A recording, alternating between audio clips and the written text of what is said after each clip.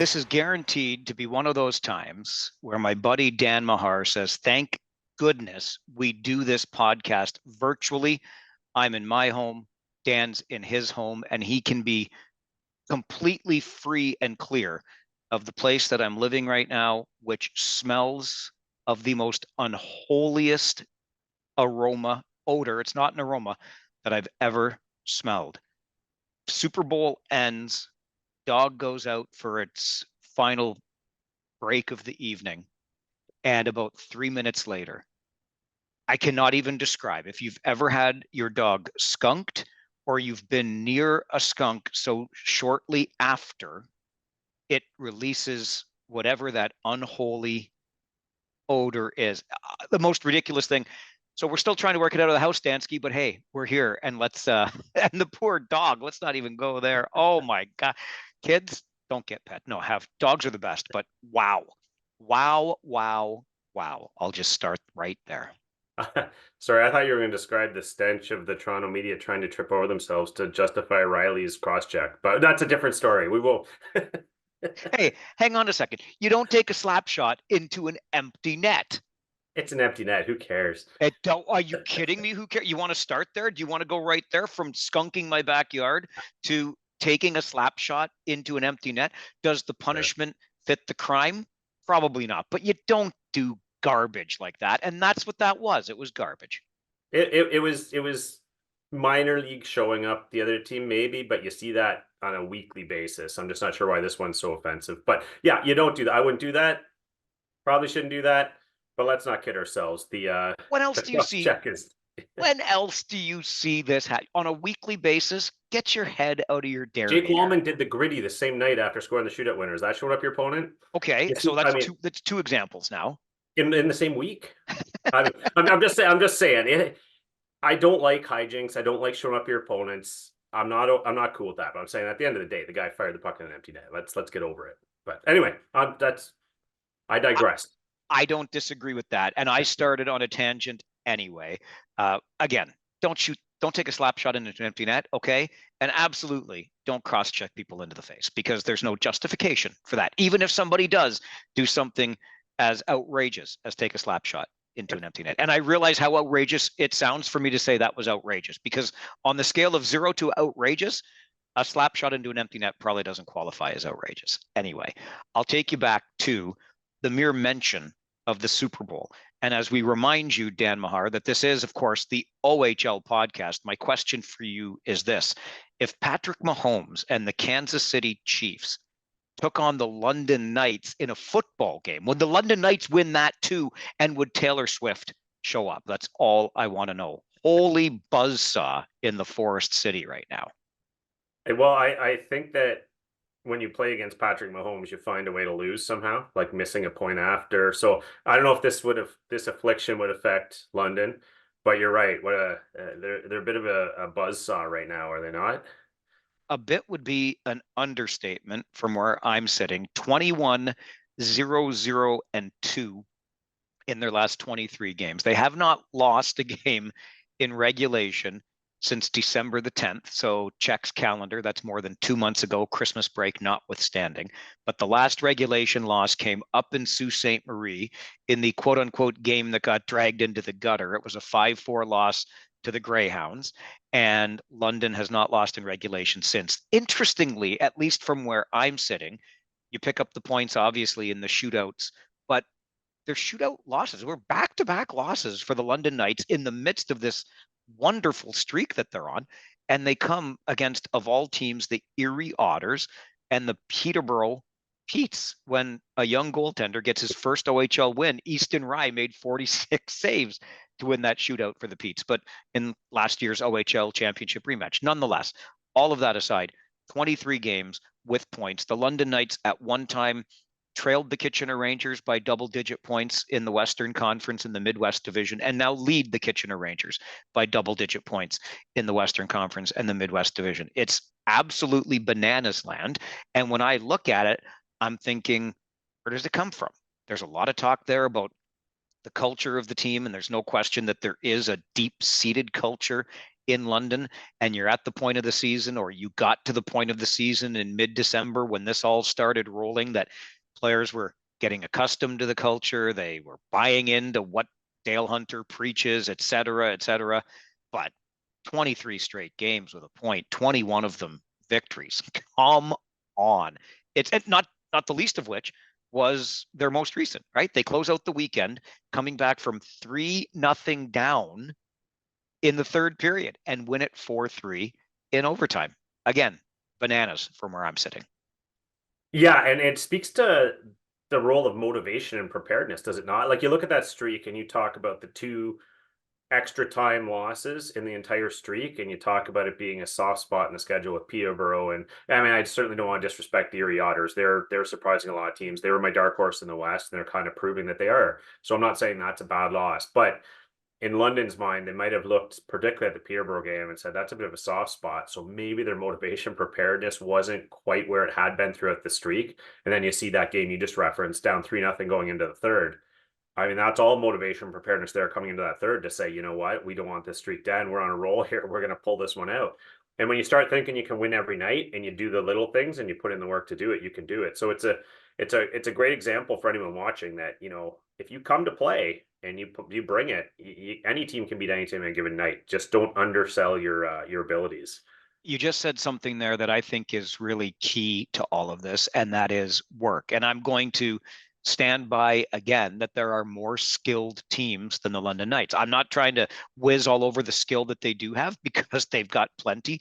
Hello, Easton Cowan. Hello, Denver Barkey. Hello, Oliver Bonk, and others on that team. But pound for pound, I would probably take the skill set of some other teams over that of London. But the work ethic, and that's one thing that you hear about the Hunter brothers, they've got that old farmers mentality of up early, working sooner than everybody else, etc.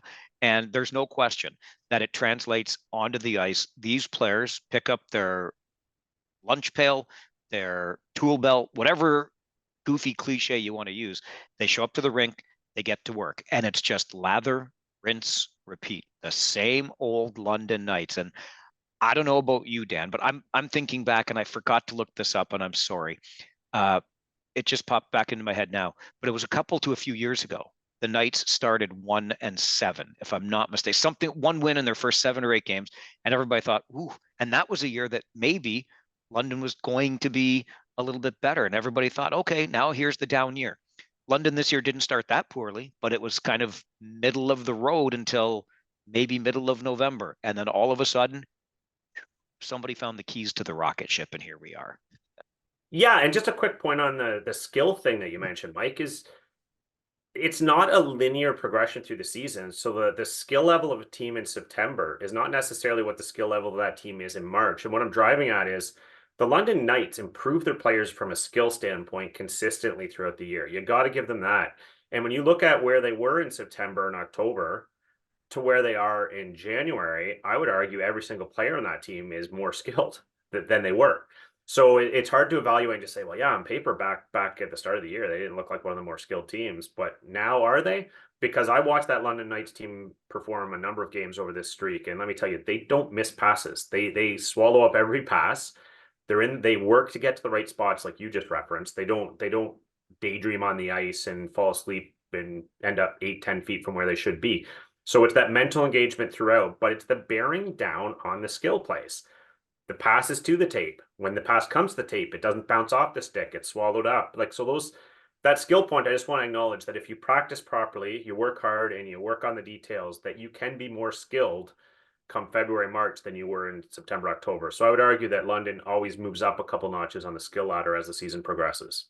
Special teams are also very special for London this year, and don't even get me started on that penalty kill, which has been absolutely off the charts and may well be redefining the way teams approach the PK in the years ahead. We'll see, because I think there's something, and we've talked about this before, that may have been exploited in other teams, just the way that they are so aggressive. And then the minute they have the puck, they're thinking offense. They're going to have somebody blowing the zone and heading down the ice to try to capitalize offensively, even while killing off a penalty. Okay, I spent my weekend in the Eastern Conference, and I can tell you that all of the talk in the Eastern Conference where I spent my weekend was about Connor Lockhart and the Oshawa Generals. As we know, Connor Lockhart has been suspended indefinitely by both the league and his team for violating team rules and the code of conduct. Durham Regional Police are involved, though they're not saying anything about the level of their involvement at this point. Regardless, you go from a great streak and a great story to talk about in this league to something that everybody that likes junior hockey would rather not talk about. What do you make of the Connor Lockhart situation in Oshawa? Well, yeah, when you don't know all the details, and I got to be careful to say I don't. I heard rumblings of an off-ice incident past curfew that occurred with a few of the players in the Generals, and whatever occurred, obviously Lockhart was the most egregious actor in the bunch. Having said that, you run the spectrum of opinions here as teenagers will be teenagers, all the stuff that these players got into in the 80s and 90s, and then you got the other end of the spectrum when you see the Hockey Canada stuff and how bad it can get unchecked and unfettered, and that we want these kids to be good players. So not knowing where this falls on that spectrum of egregiousness, we'll call it, I don't want to comment on the specifics other than to say it's another cautionary tale that these are teenagers. You have to make the wrong decisions. You have to provide the good role modeling that you want in these communities. And the fact that the Durham Regional Police are involved is obviously not a good sign, because you have a team that's rolling in the right direction. They've been playing really well for the last several weeks, if not a couple months. Callum Ritchie's just lighting it up. So you look at the commitment you have to your teammates. And for me, when you're in a team environment, whatever your urges might be in your off ice life, you got to contain it for the sake of your teammates, right? Because when you're on a team and you're operating on a team, whatever you do reflects upon them and potentially harms them down the road. So whatever this is, let's hope it's not serious. There weren't any serious victims, but it's just a shame with how Oshawa was going that there's a taint on it based on this incident.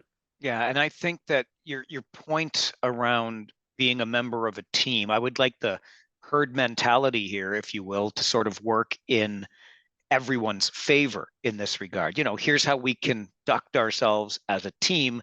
This is the standard of behavior we are setting for ourselves as a team. Thou shalt not deviate from that standard of behavior. So I agree with you on that point. The other thing that you said that strikes me is sort of that spectrum. And believe you me, I wanted to believe, because Connor Lockhart is an overage player. He's 21 already, so he's well within legal drinking age in the province of Ontario. And I was really hoping in my heart of hearts that this would turn out to be something where there was some sort of drunken disorderly after a night out, whatever. That could involve police. What concerns me right now, Dan, is that police aren't saying anything, which is fine. You wouldn't expect them to, because they have to make sure there is enough there to lay a charge. So until they get to that point, they wouldn't say anything. And make no mistake about this either. Connor Lockhart isn't being treated special because he's a member of the Oshawa Generals or the Canadian Hockey League. This would be for any individual that runs afoul of the law. There's a complaint, and now police have to investigate the complaint. But that's what worries me a little bit about this being more than something along the lines of drunken disorderly. It would make it sound to me, and again, I'm just going based on what I know from working in news media for a couple of decades now, it would sound to me like somebody had a substantive enough complaint about Connor Lockhart that they took it to police, and now police are doing their due diligence. So I'll say no more. I won't get into the rumor mill. I'll tell you what, grinding pretty hard in the Eastern Conference where I spent my weekend, but I'm not going down that rabbit hole at all. We will wait to hear what Durham Regional Police have to say. If they say anything, I guess what would happen is we'll find out if any charge is laid, and then what that charge looks like, we can perhaps redress it then. The unfortunate part about this, as I already alluded to, is you've got a really great story right now with a team buzzing right through the entire league. You could be talking about that. You could be celebrating that, which we started this episode of the OHL podcast with, but you can't hide from a story like this, and it's really too damn bad that we have to talk about it. So here we are. Yeah, you hit the nail on the head. I mean, the bottom line for me is that you've got a team here that was really turning things around, doing all the right things, was potentially going to be a big story in the East. I'm not saying they can't be now, but when you have a top line center, overage player big scorer that you've acquired, that's a big part of that, that you now haven't been able to play for a couple weeks because of code of conduct issues. I mean, that's if you put it in the terms of reference of a suspension. If a player were to be suspended for a couple weeks, it would be a pretty serious on ice event. So for the team to sit him out, obviously whatever it was not good. And you just can't have those not good things happening at this time of year or any time of year, really. So again, it comes back to a point we've addressed many times on the pod, Mike. Just be good humans. That's the remind yourself of that daily. And hopefully teams are starting to get the message under the overall Hockey Canada umbrella. We know there is a culture that needs to be changed here. And wouldn't it be great if the overriding theme of that culture is be a good human, be a great hockey player, and be a great human while you're at it, if you wouldn't mind too much. It's really too bad too, because we've both talked about the Oshawa Generals at different times over the last few weeks on this podcast, really liking what we're seeing from them in the Eastern Conference, a team that could certainly disrupt, and they may well still do that. You mentioned Callum Ritchie, Beckett Seneca, others on that team are full value right now for the Oshawa Generals, but the loss of Connor Lockhart is absolutely a loss on the ice for the hockey club as well. But that's clearly the secondary, maybe even the tertiary part of this story. All right. We learned something in the past week or two in the Ontario Hockey League. And this one had me raising an eyebrow and asking a few questions. We all know that in its efforts to crack down on fighting, the Ontario Hockey League has introduced a threshold for the number of fights. And that threshold started at 10 and slowly came down, actually pretty quickly came down from there to the point where we're at now, where you can have 3 fights in a season if you like, but for every fight after that, so numbers 4, 5, and so on, you are going to be subject to a suspension, and that suspension will increase depending on the number of fights above 3 that you go. What I did not know until recently, and I think what we all have learned and maybe raised an eyebrow about, is that there are penalty thresholds for other infractions. Hello, Owen Protz, who exceeds the penalty threshold for boarding. Hello, Ryan McGuire. So Protz now with Brantford, and Ryan McGuire of the Guelph Storm has exceeded the penalty threshold for checking to the head. And both players earned themselves suspensions for exceeding that threshold that, I don't know about you, Dan, but I had no idea existed until very recently. Yeah. And you know what? On principle, I love it. I mean, I think when you take dangerous plays in hockey, and we just ran down the gamut, like fighting, sure, boarding and head checks would be the other two, correct? So you're identifying what are dangerous plays in hockey, and when you have a pattern of behavior, you're saying to that player, no, you're going to have to sit out and think about your style of play because we can't have this recurring. Otherwise, comes back to liability again, right? We had a player who established a pattern of boarding, and oh, God forbid, now someone is seriously hurt on a boarding penalty. We didn't properly deal with it. We're exposed. So a lot of these decisions tend to come from that standpoint of liability. I think, Mike, the board of governors meets and says, you know what, we're kind of exposed here if we don't do something. So at least we can have a measure in place that says there's a threshold. These players know they can't do these things. So on principle, I love it. My only complaint is what you just ended with, which is just let us know. We didn't know until we see this in the notes that there's a threshold. So where's the harm in just publicizing this, putting it on social media or putting a note out to the teams? Here's the threshold. Let the public know. The public follow this league. They're interested. They'd love to know why or what the rules are. So just let us know. Do you know what the threshold is? I guess 5, but I don't. And this is the thing. So can I put on my tinfoil hat here for a moment? Is that okay on this episode? Sure. Yeah. Okay. So when I put on my tinfoil hat, to your point, because fans should know about this, media should know about this so we can report on it and keep fans informed. And when I put on my tinfoil hat, I wonder if this sort of information is not shared publicly and widely because we want to do our utmost to maintain the image of the Canadian Hockey League as a squeaky clean, safe place for you to send your 15/16-year-old kid to play the game. That's my tinfoil hat. I really think I would like to believe we've moved past that. But here's what I've learned since these thresholds suddenly came into play. Number one is the teams know about them, and the league informs the team when a player is either approaching or has reached said threshold. So the teams are all well aware of this. Again, it begs the question then why the rest of us don't get let in on the little secret here. The other thing is the threshold is exactly the same for fighting. So once you Three. can have three, Yeah. once you hit a fourth, you're out. So Owen Protz took his fourth boarding minor, off he went. Ryan McGuire is a really interesting story. And I guess as a guy that lives 20 minutes away from the city of Kitchener, I'm not paying enough attention to the Guelph Storm because Ryan McGuire got his fourth penalty for checking to the head. So that brought about his suspension. He picked up a penalty, McGuire did, in each of his first 7 games in the league this year. 2 of those were for the old mouth guard violation. Remember mouth guard gate last year? We had so much fun with when it all of a sudden appeared as a rule. And then the first checking to the head penalty for Ryan McGuire came in game number 7. Not only, though, has McGuire reached or exceeded the threshold of 3 for his checking to the head, but by my count, because as I was going through this, I thought, geez, Ryan, you take your share of penalties, buddy. Okay, I get it.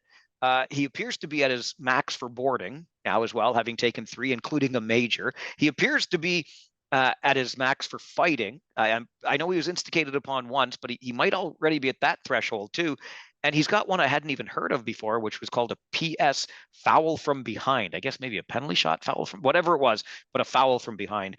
Either way, Ryan McGuire might want to take just a bit of just file down those incisors a little bit, buddy, and bite a little less hard. But oh my goodness. Anyway, the moral of the story is the teams know, the players are informed, and the threshold is 3. I just think the league Yeah. could do a better job of keeping the rest of us in the loop on that.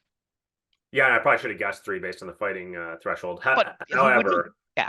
does that make Ryan McGuire a Triple Crown winner? I don't know. But yeah, when you your initial point about the tinfoil hat, I actually don't think it's tinfoil hatty at all. I think that is kind of the mindset, is that we don't want to publicize the downside.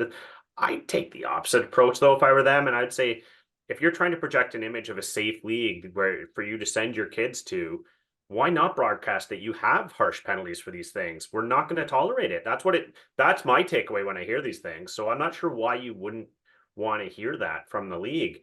I'd be much more concerned if I was sending my kid to a league where I didn't know, is it the Wild West? Like, what's going on here? So yeah, and of course, when you see threshold exceeded show up in the game summary, every fan that reads those is going to say, well, what's the threshold? What's this all about? So they're going to ask anyway. They're going to see it right there like we did. So anyway, I would just take the opposite approach, but I don't think it's tinfoil hat for you to suggest that that's their thinking. From our lips to the league's ears, we bring out information at the beginning of every year about rule changes, etc. Everybody that follows this league knows the thresholds for fighting. Just make us aware of these things. Dan and I have figured this one out. The threshold is the same for checking to the head and boarding as it is for fighting. Are there others? Ryan McGuire has a charging penalty to his credit too. Are those going to factor in? So what are the penalties where there is a threshold, and is the threshold 3 like it is for fighting? I don't think that should be too much for the league to communicate to the rest of us. And if I keep that tinfoil hat on for a moment longer and bring up the idea that maybe you want to keep this squeaky clean image, this is a great place to send your kids. I might argue that when you talk about the increasing competition for players between the Canadian Hockey League and the NCAA, which brings us to another really interesting development that's going to affect both of those leagues, the NCAA and the Canadian Hockey League. And it appears as though the NCAA is going to recognize its own hypocrisy and decide, well, we can't prevent players from playing in our league just because they played in the Canadian Hockey League. I mean, we've been saying the Canadian Hockey League is a pro league, so they can't come to the NCAA, even though we have this name, image, and license thing going on over here, NIL, where players can make tens of, if not hundreds of thousands of dollars for their name, image, and likeness being used while in the NCAA. If that's not professional, I don't know what is. What do you make of this one, Dan? Yeah, well, I mean, we've known forever that it was petty and punitive for the NCAA to have that rule anyway. It was nothing to do with the integrity of amateur sport versus pro. It was everything to do with, we don't like Canadian junior because it's our competition. Therefore, we're going to penalize you if you think about it. So that's all it was. And it's been an ongoing thing forever. And anyone involved with the NCAA would actually admit that if you got them on a lie detector. That's what it was about. So the way I look at this decision, Mike, if it comes to bear, haven't exactly heard of specifically when a vote might occur, that they might put this to a vote to the members. Don't know if it'll pass or not. I think it's long overdue. There's a lot of concern in Canadian Hockey Loop. So what does this mean? To me, it just opens up options for the players. And I think instead of having some of the higher end 16-year-olds be concerned about signing with a junior team and potentially hiding in a lower level like junior B or tier two to try and maintain their NCAA eligibility, they could confidently sign in junior. And theoretically, some of them could even jump to the NCAA after their junior career if that's where they want to spend their education amount. So to me, it just opens up options for players. It makes more sense on a lot of levels. Potentially, it could hurt things like Canadian University when you have more kids looking at the NCAA because they can later. So sure, there's none of these decisions are ever made without some consequences for someone somewhere. But to my mind, it just takes away some of the fear and hesitation for some of these younger players about making their choice at a young age and being married to it. So I think that's how it'll play out. I think that Canadian University U Sports does get hurt a little bit over this, and one of the other leagues and or levels, and you touched on it, tier two or junior A hockey in Canada, where a player might otherwise have hidden himself to avoid being declared a pro, it might then leave that league vulnerable. It might leave the USHL a little more vulnerable as Yeah. well as a perhaps an unintended consequence of all of this. But one of the other things that you touched on, look, we know that players coming up in the United States who want to play for the program and are playing for the program are dedicated to the program, and by that I mean the U.S. National Team Development Program, and are gonna play there no matter what. And there are other kids growing up that are hell bent on becoming Canadian Hockey League players in either the W, the O, or the Q, and they're going to play there. But there is that kind of mushy middle where you might have opportunities now opened up for players, which I think is just good for the game. I think it's good for both leagues. The one thing, well, two things. The first thing I think we're going to have to be aware of here whenever this vote does happen, and I suspect it will be passed. I do think this will be something we're talking about and seeing happen in the years ahead. We're going to have to put some guardrails in place here. So a kid doesn't come into, let's say, major junior in Canada in the CHL as a 16-year-old, highly touted team, spends their first round pick on them, et cetera. And then a season later, it's like, yeah, I'm out of here. I'm going to Michigan. And then, then I'm going to come back when I'm 19 or play my OA year. Like some sort of guardrail is going to have to be put up around that to protect both leagues from, for lack of a better term here, I'll call it abuse. So that's one thing.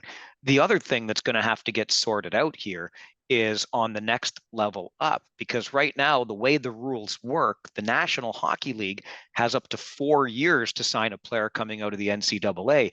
National Hockey League only has 2 years to sign a player coming out of the Canadian Hockey League. Do they compromise on 3 for both? I doubt it. Maybe the NCAA comes down to 2 as well. Either way, the NHL is going to have to figure that part of this out as well. So those are some of the things that I see coming into play. Most importantly will be the guardrails around, some sort of, so it's not a wild, wild west, right? Some sort of rules around where you play and for how long, if you can put it that way. And then the NCAA or the NHL figuring out what it does with these players when it wants to draft them.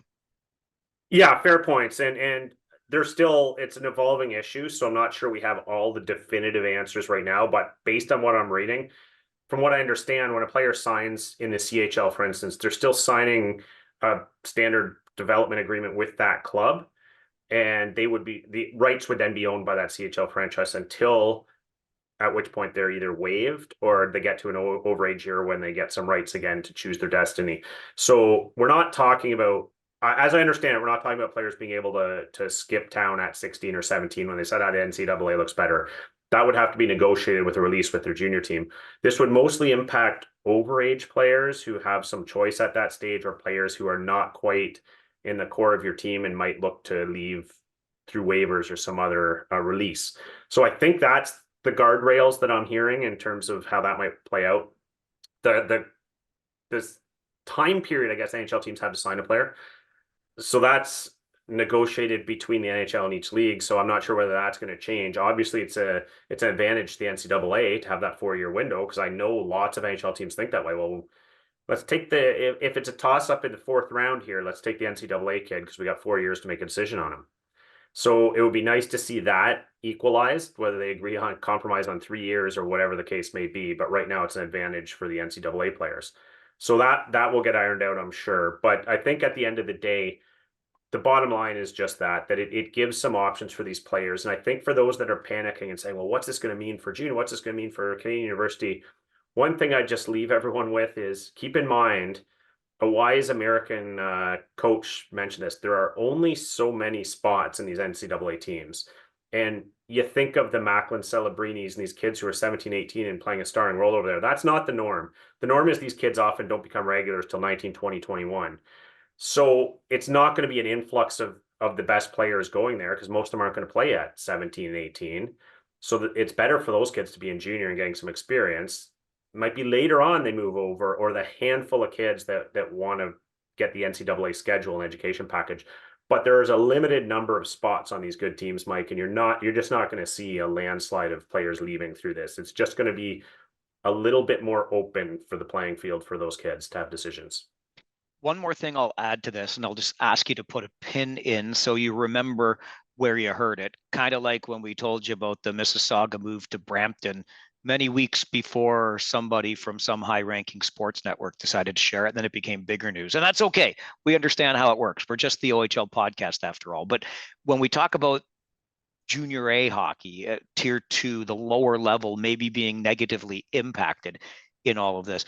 Another connection to that is, if it is, there are already cracks starting to show up in the system, and this gets a little political, but it's under the Hockey Canada umbrella. And in British Columbia, the BCHL has actually left and come out from under that umbrella. And I am hearing like all kinds of rumblings, not just little murmurs, but all kinds of rumblings, even in junior B and tier 2 or junior A loops here in Ontario as well, that may be done with the Hockey Canada umbrella. So that, I think, it's a bit of an aside, but just keep that in mind as all of this moves forward, and sort of the foundations of hockey organizations as we've come to know them start to show a few cracks in the years ahead. Yeah, and it's a really good point with what's going on with the BCHL, and again, an emerging fluid story, if you will. But I think the Hockey Canada umbrella in general has had a turbulent few years, and I think this is the part that's been in the press is obvious. Everyone understands what's going on there. They needed to revamp everything they're doing on that end.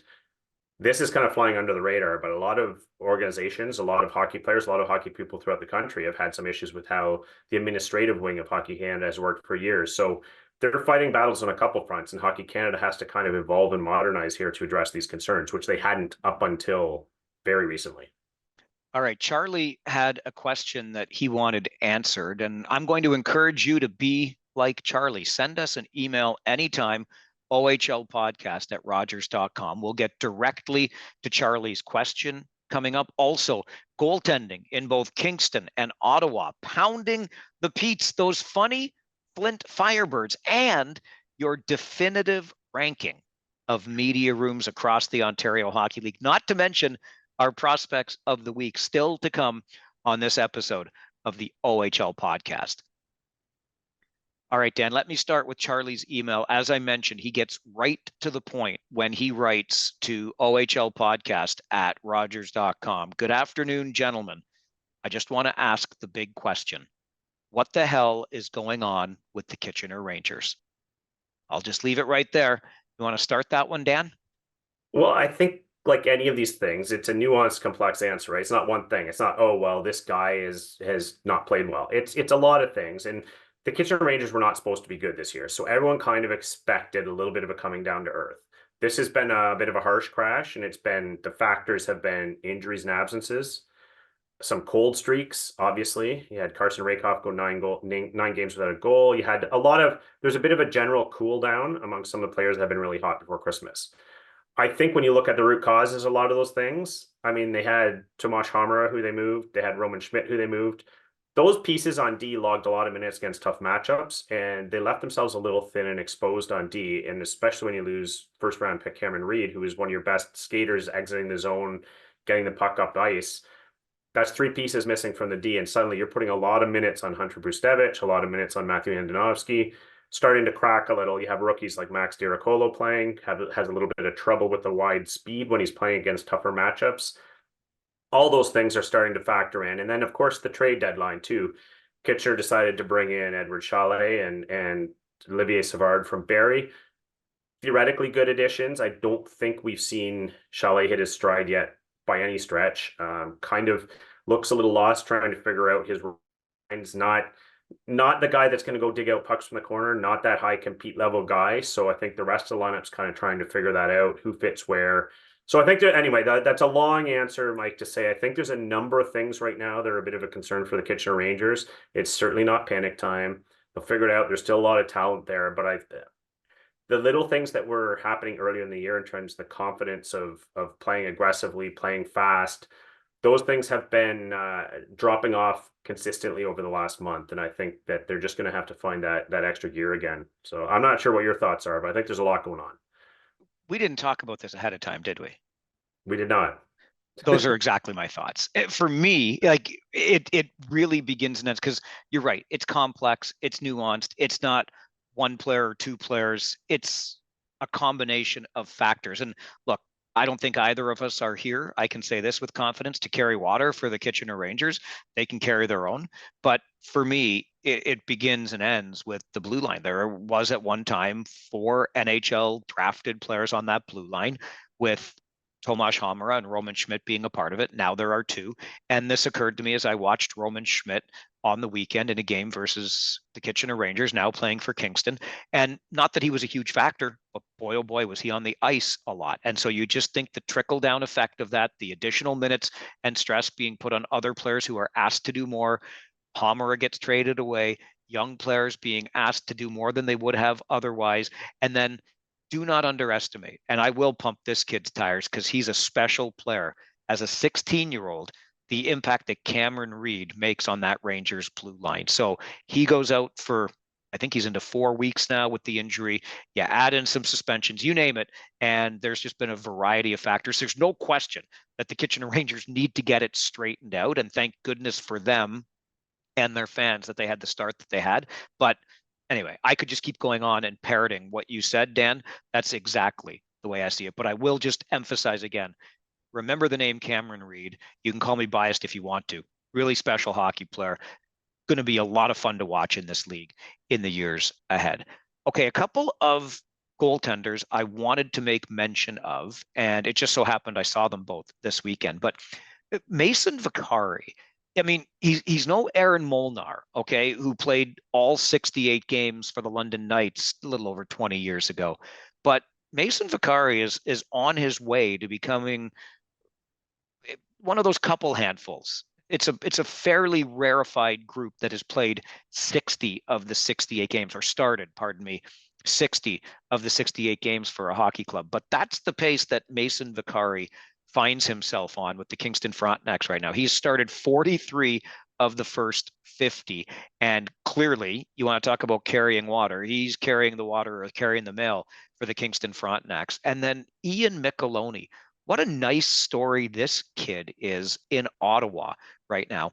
I remember earlier in the season, and Dan, we probably mentioned it on this podcast, the struggles that the Windsor Spitfires were having, the struggles that led to the premature departure of Jared Smith, who was just hired this year. But one of the glaring weaknesses for the Windsor Spitfires was in goal. They couldn't get a save when they needed a save. And I'm not trying to rag on anybody, but that just seemed to be the way it was going. Well, Micheloni gets traded from Windsor to the Ottawa 67s. And in 8 starts, he's got 7 wins. He only had 5 wins in 17 starts with the Windsor Spitfires. So he's already got more wins in half the number of starts. He's running at a .903 save percentage and a .279 goals against average. What a difference the trade has made for Ian Micheloni. Love to see it. Thought I'd bring it up. Well, it's a great point, Mike, because when you look at last year with Jacob Oster and Patrick Lever switching spots, and both have been struggling mightily, and sometimes that change of scenery makes a huge difference for a lot of reasons. It's a mental reset, it's all those things, but don't discount the impact of a team or a coach having confidence in you, and a guy like Micheloni maybe not quite facing as many grade A chances, not getting down 2 or 3-0 in the first and just shattering his own confidence. So when you have that backing and that support of your team, suddenly the skill that got you there rises to the top. And I think we're seeing that from Ian Micheloni and Vicari too, who the Kingston Frontenacs needed him to step up, right? They weren't necessarily getting a lot of quality minutes from the other goaltenders in the organization, so they needed someone to kind of take those reins and run with them. So and he has done so. So yeah, kudos to both those guys. Speaking of Micheloni, I may have to start slowly walking back my bold prediction from a couple to a few weeks ago about the Windsor Spitfires, but I'll get to that in just a moment. I know, Dan, you wanted to touch on the Peterborough Petes and some other lopsided scores you've been seeing lately. Yeah, just a note of some really crooked scores last week. We kind of saw it from Peterborough in a few outings. The 8-2s, the 8-1s. We're getting some of that. Hold your breath, Peterborough fans. You knew this was coming. They sold off. They've gone with a very young team. Your payoff's going to be in 2 to 3 years. We know that it's going to be a painful couple months. So that one is just a note that when people look and say, "Ah, that's getting ugly in Peterborough," it was ugly by design. Those kids are getting the experience; they'll be fine. But you've seen a 12-1 Niagara over the Ice Dogs. We saw those Kingston Frontenacs who just beat the Kitchen Rangers on Friday night, then turn around and lose 9-0 to North Bay. I'm seeing some crooked scores, and I don't know if it's just the dog days hitting the last game on a weekend. Some of these teams just basically mail it in, but those are tough watches for the fans. Yeah, you mentioned Niagara's loss up in North Bay, 12-1.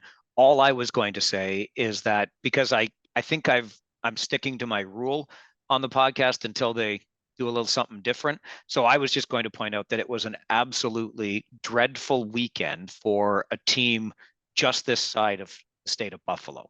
Or the state of New York, pardon me, and I'll leave it right there. The nine. It's interesting you bring up the 9-0 loss for Kingston after they opened their weekend with a win on home ice. That might have a little something to do with a kind of a scheduling quirk. So Kingston, just get this, was home on Friday night, in Barrie on Saturday night, and then in North Bay on Super Bowl Sunday afternoon.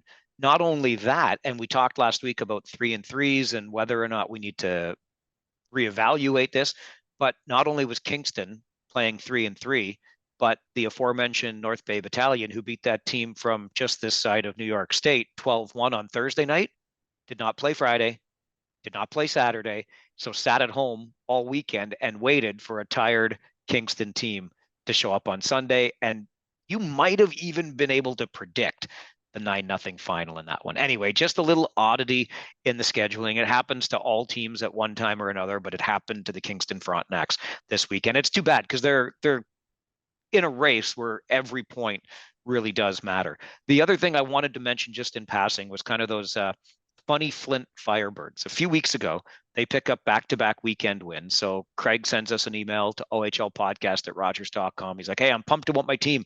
Do a little something about my team." So then I go and piss all over the team because they're coming off 2 weekend losses. And I'm like, "Yeah, Craig, like I love your enthusiasm, but..."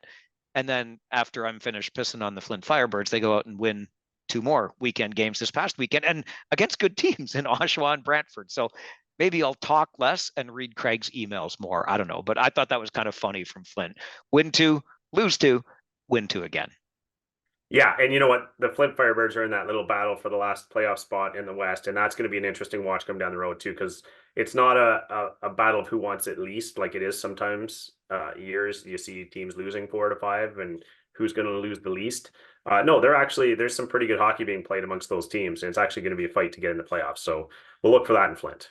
All right. We still do have our prospects of the week coming, but because it has been requested, because you asked for this, I am going to share with you my definitive media room rankings in the Ontario Hockey League. We will go in descending order from the worst at number 20 to tops at number 1. And I want to preface this by simply saying all I think a team should do, and I mean should do, is provide a warm cup of coffee and a little bite of something to eat, slice of pizza, a little sandwich, something, not just for the media, but for scouts that are coming to see a team. If you think about games that start at 7 o'clock on the media side, we have to have all of our interviews done within 90 minutes of puck drop. So by 5:30. So what time are we showing up at the rink? Well, around 5 o'clock, 4:45, kind of dinner time. Same for a 2 o'clock start on a Sunday. What time are we showing up at the rink? 11:45, 2 o'clock to get everything, or 11:45 noon to get everything done by 12:30. It's lunchtime. That's all I'm saying. And scouts would be the same, right? They're not showing up 5 minutes before a game. Give them a place to sit, give them a place to gather. And this is one of the other things that I think is really important. A space.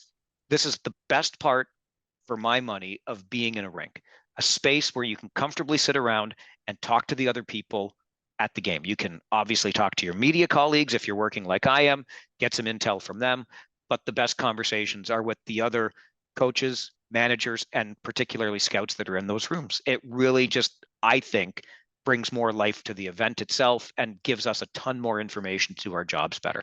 So with all of that said, we do get spoiled in some places, which is why I tend to go on at time to time about the places that really do spoil us. And by no means does that have to be the bar, but they're setting it higher than they need to, and I love them for it. So let's run through these. I'll keep the reasons why brief, but we'll start at number 20 going down. Number 20 is Barrie because they took their media room away this year. You get nothing. Number 19, Brantford, same reason. Not really the Bulldogs' fault because they moved into this itty bitty arena, but they don't have a media room. So how can I possibly rank it? At number 18, Niagara. At least they stepped up their game this year from having a plate of chips and some coffee, but it's pretty weak and it doesn't seem to have much life to it in terms of people being there. Number 17, Ottawa. You got to be quick when you get to the nation's capital because the food might be gone. And again, is the food the most important part? No. One of my colleagues said this weekend while we were there that they felt like they were interrupting a meeting because they've got this itty bitty, it's almost like a conference room that you'd see at an office building somewhere, and there's no room to do anything. You're elbow to elbow. So, and if you don't get there quick enough, they used to do St. Hubert's chicken in there. There might have been 6 boxes. People loved it, and they'd show up early just to get one of the boxes. So Ottawa comes in at number 17, or fourth worst. Number 16 is Sudbury, kind of in the bowels of the arena, not very well laid out, but hey, at least they give you a piece of pizza. Number 15 is Mississauga. Sometimes there's pizza, sometimes there's not. There's definitely not plates, and occasionally you'll get a donut, but meh. Number 14 is Sarnia. Sometimes there's pizza. Sometimes the pizza has made people sick. There's no room, though, to gather and have a conversation with anybody about anything. So Sarnia comes in at number 14. Number 13 is London. I always think about the movie Moneyball when I think about the London Knights and the media. Remember the quote that the owner of the Oakland A's likes to keep their money on the field? So David Justice had to buy soda from the soda machine. The London Knights like to keep their money on the ice. They're interested in the hockey operations. The room is fantastic, but it's not, and there's always people in it, which helps, but it's not the best layout and you can't really sit down, and sometimes there's food, sometimes there's not, but the coffee is pretty good. Numbers 12 through 4, the next 9, I would just lump in there together that just do exactly what you need a media room to do. Nothing special about it, but you got the food, you got this and that, and I'll tell you why I rank them the way that I do. So number 12 comes in with Erie, really great layout, usually pretty good in the food department, great space to gather and talk to people. Number 11 is North Bay. They don't make the top 10 because they've got the worst coffee in the league, hands down. Number 10 is Guelph. They do a really nice job. It's always active and full. The food is decent, but the room is just too damn small. You can barely work while you're in there, and it helps to have a place to work. Number 9, Flint, similar to Guelph. Really nice spread, decent place for the media room, no place to gather, itty bitty little tables, you can't get anything done. Number 8, Peterborough. Sometimes they have popcorn, and they also always have Mike Davies, one of the best beat writers you'll find in this league. Love the guy. Number 7 is Owen Sound, the lovely Bayshore Community Center in Owen Sound. Perfect layout, everything you need, including, if you get there early enough, some chocolate chip cookies. Gotta love it. Huge cups of coffee. Owen Sound comes in at number 7. Number 6 is Kingston. Just went there. Have they ever upped their game? They might be going a little bit on the extravagant side of the food, but a beautiful building all around. I wish some fans would show up in it. Great layout in the media room, really good food. Now into your top 5. Number 5, the Windsor Spitfires. Still to this day, it used to be both Bob Bugner and Warren Reichel's mothers who were helping out in the media room. Bob's mom is still around a little bit serving. Great layout, great place to gather, get some intel. Number 4, Oshawa. Again, beautiful room, lots of space, always guaranteed to have some Timbits. That's never a bad thing. Number 3, might be controversial among my media colleagues, but I'm putting Saginaw in at number 3. They have all the food that you should not eat, but you do because it's delicious, including Jets Pizza, pies for dessert. It's unreal. They even have to put up a sign now that says, please only take 1 plate of food so there's plenty for, or there's food for others. There's so much food in that media room. You could help out the soup kitchen after the game. That's at number 3. Number 2, Sault Ste. Marie. Mainly, I mean, it's like 2 and 2A with the Sioux and Saginaw. The spread is always great. One time we had an afternoon game in the Sioux. They brought in like bacon and eggs, kind of like a brunch, really nice. But what put the Sioux just over Saginaw for me is they've got the soup ladies, a couple of sweet elderly ladies. The minute you walk into that media room in Sault Ste. Marie, they ask you if you want a hot bowl of soup, and they'll bring it right over to your table. Incredible stuff. And I know how this is going to sound, and you can at me all you want on Twitter. You can email me. I'll give you my phone number. But I'm telling you, number 1, and there's not even a contest anymore, is the Kitchener Rangers. They got a new caterer a year ago, Village Caterer in Kitchener. Toby and Megan put so much effort into their food. They have provided in a media room at a junior hockey game a full turkey dinner. I'm talking cranberry sauce, stuffing, mashed potatoes, the whole works. I don't know how you top that. Is it extravagant? Is it over the top? Hell yes, it is. But that makes you number 1, in my opinion. And there you have the definitive media room rankings. If you need any more detail, just email ohlpodcast@rogers.com. Because, Dan, people needed to know. There you have it. That's awesome. Well, now we have a ranking, and now we have something for those teams to aspire to move up the rankings, just like the top 10. So there exactly. You want to go for the full-on turkey dinner at some point, and that'll try to knock Kitchener out of the number 1 spot. Okay, got to get to our prospects of the week, the much meatier issue here before we wrap it up. Who you got, Dan? So I'm going to go a little off the beaten path here, Mike, because I like to highlight guys that are a little overlooked, playing in markets that aren't having an up year. So I'm looking down the road to Sarnia, and I look at a team that was supposed to be terrible, supposed to miss the playoffs with a bullet. Not only are they in a playoff spot currently, they're battling another 10 points up on Windsor. They're a shade ahead of Flint right now. They're right in that fight. And I like to look at why are they doing that. And an 05 Warren player skipped over in his draft year, really coming onto the radar now, is Easton Wainwright. And I just love the game this guy is playing right now. There's a kid that looked at his opportunity. They moved out some players. He's getting a little more ice, little harder matchups. What's he doing with it? 8 points in the last 5 games, 10 in his last 10, a plus player, just driving the play, a nonstop work ethic. And you can see it come out when he's had his overtime game winner recently, where there's only 3 players on the ice for each side. You can get exposed if you're not at that caliber. And what's he do? Goes out and just keeps that engine chugging. So shout out to a little spark plug who's putting his name on the map for potential scouts, which is Easton Wainwright. So who you got, Mike? Excellent choice. And you reminded me when I was slowly walking back my bold prediction of Windsor making the playoffs, I was thinking about Flint winning a couple of big games again this weekend. The gap, I think, is too much for Windsor to make up. Flint and Sarnia appear to be jockeying for that final playoff spot. Great call on Wainwright. I'm also going to a market that's having a down year, maybe not getting the attention. Heck, I just gave them the worst grade of all when it comes to media rooms. But I'm going to go to Barrie and talk about Cole Baudouin. I know you identified him way back in the summer, Dan, as a guy you had your eye on.